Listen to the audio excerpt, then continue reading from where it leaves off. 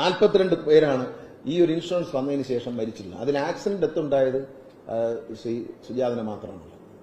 അപ്പോ അല്ലേ, ബാക്കിയെല്ലാം 3 ആക്സിഡന്റ് ഡെത്തും ഉണ്ട്. ആക്സിഡന്റ് ഡെത്ത് വന്നവർക്കെല്ലാം 1 കോടി രൂപ കിട്ടും. പിന്നെ ഇവിടെയുള്ള ഗുണം വെച്ചാൽ ഈ കുഞ്ഞുങ്ങൾക്ക് 2 പേർക്ക്, ഒന്ന് ആദിത്യനും ആര്യയും അല്ലേ, മോളെ ഡിഗ്രിക്ക് പഠിക്കുന്നു, മോനെ +2 പഠിക്കുന്നു. ഇവർ 2 പേർക്കും പഠിക്കാൻ 5 ലക്ഷം രൂപ വെച്ച് കിട്ടും. ഈ മകളെ കല്യാണം കഴിപ്പിക്കാൻ ഈ ഇൻഷുറൻസ് പ്രകാരം ഈ 1 കോടി രൂപ 5 ലക്ഷം രൂപ കിട്ടും. 2 പെൺമക്കളാണെങ്കിൽ 5 10 രൂപ കിട്ടും. ഇതെല്ലാം ഈ കുടുംബത്തിന് കിട്ടും. 1 കോടി രൂപ ഈ സാധാരണക്കാരെ ഒരു ജീവനക്കാരൻ, ഞാൻ നിങ്ങൾ KSRTC ജീവനക്കാരും ഉദ്യോഗസ്ഥരുമുണ്ട്, നിങ്ങളുടെ ജീവിതകാലം മുഴുവൻ സമ്പാദിച്ചാൽ 1 കോടി രൂപ കിട്ടും. ഈ ഡ്രൈവറെ കുടുംബത്തിന് വേർപെട്ടു പോയെങ്കിലും ആ കുടുംബത്തിന് ഇനി സുരക്ഷിതമായി ജീവിക്കാം. ഈ പണം നിങ്ങൾ വളരെ സൂക്ഷിച്ച് ചെലവാണ്. ഇനി ഇൻകം ടാക്സ് ഇല്ല എന്ന് ഞാൻ പറയുന്നു. ലോട്ടറി അടിച്ചാൽ 36% ഇൻകം ടാക്സ് കൊണ്ടുപോകും. ഇത് ഇൻഷുറൻസ് അല്ല. ഇൻഷുറൻസ് കിട്ടിയത് കൊണ്ട് ഇതിന് ഇൻകം ടാക്സ് ഇല്ല. ഈ 1 കോടി രൂപയും ഈ സഹോദരിയുടെ കയ്യിലിരിക്കും. നാട്ടുകാരുടെ അടുത്ത് കൂടും, ബന്ധുക്കളുടെ അടുത്ത് കൂടും. കൊടുക്കരുത്. നമുക്കൊരു കാറ് വാങ്ങിക്കാം, വീടൊന്ന് പണിയാം എന്നൊക്കെ പറഞ്ഞു വരും. ഇച്ചിരി കടന്താ, നിനക്ക് ഇരിക്കുമില്ല, എനിക്കെന്തിനാ, ഞാനങ്ങ് ഒരാൾക്കും കടം കൊടുക്കരുത്. നിങ്ങൾക്ക് നിങ്ങൾ ഈ 2 മക്കൾക്കും അല്ലാതെ ഒരാൾക്ക് ഇതിന് 5 പൈസ കൊടുക്കരുതെന്ന് ദുഷ്ടത്തരമാണെന്ന് വേണമെങ്കിൽ കൂട്ടിക്കോ. ഞാൻ പറയുന്നു, കൊടുക്കരുത്. കൊടുത്താൽ മണ്ടത്തരമാണ്. ഇത് നിങ്ങളെ കുടുംബത്തിന്റെ നാഥൻ നഷ്ടപ്പെട്ടതാണ്.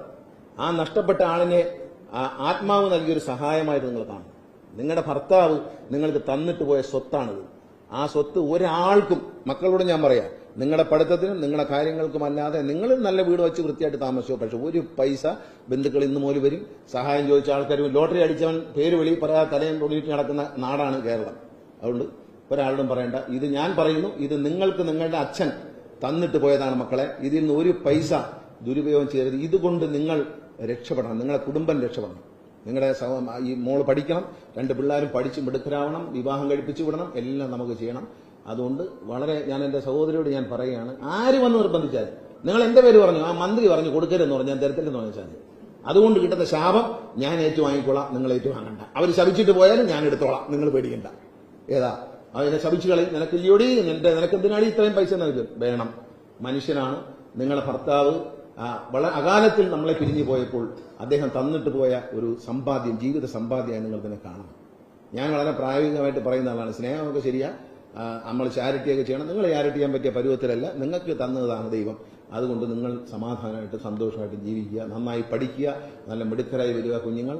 ഇത് ആർക്കും ഇങ്ങനെ അപകടം വരാതിരിക്കട്ടെ എന്ന് ഞാൻ പ്രാർത്ഥിക്കുകയാണ്. ഈ 3 പേര് കൂടി മരിച്ചിട്ടുണ്ട്, അവർക്കും ഇത് കിട്ടും. ബാക്കി 43 പേരിൽ 40 പേർക്ക് 6 ലക്ഷം രൂപ